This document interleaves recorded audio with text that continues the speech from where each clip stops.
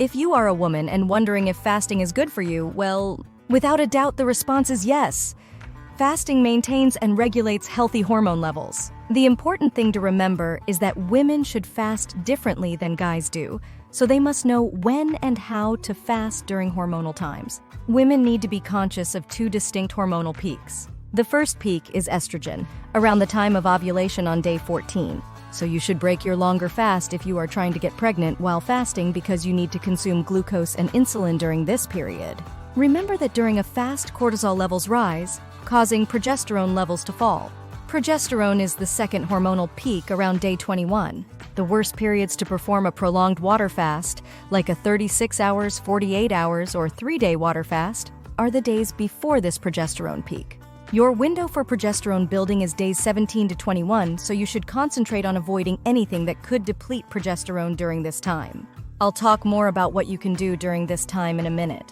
In order to take advantage of fasting, you need to know that it is feasible to develop a fasting lifestyle that supports progesterone and other beneficial hormones. Here's how to go about doing it. You can do any of the following types of fasting from day 1 to day 17. But wait, you might be wondering, when is the first day of my period? Is not when you start spotting, is when you need a feminine pad. That's when you start counting.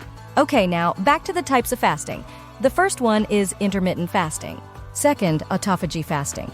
Third, 1 meal a day. Fourth, dry fasting. And here comes the last one, more the 3 days water fast. You will want to avoid fasting the week before your period, from day 21 to day 28 to prevent hormone depletion. What to include and exclude while increasing progesterone. Again, from day 17 to day 21 during the progesterone building period, you should steer clear of the following. Don't fast for longer than 15 hours. Stay away of diets that limit your carb intake. Stay away of intense workouts, marathon running, and pushing yourself too much. Refrain from stress as much as possible.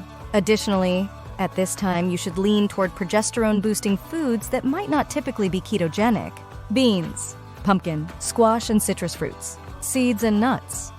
Flaxseed oil will aid with estrogen, and we love pumpkin seed oil for progesterone.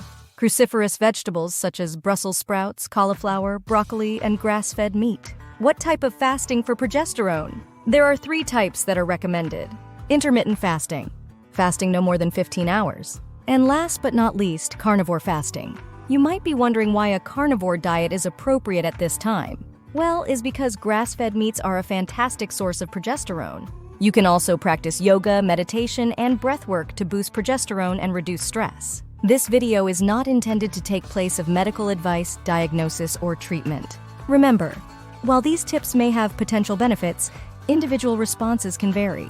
It's advisable to consult with healthcare professionals before making significant changes to your health routine, especially if you have underlying health conditions.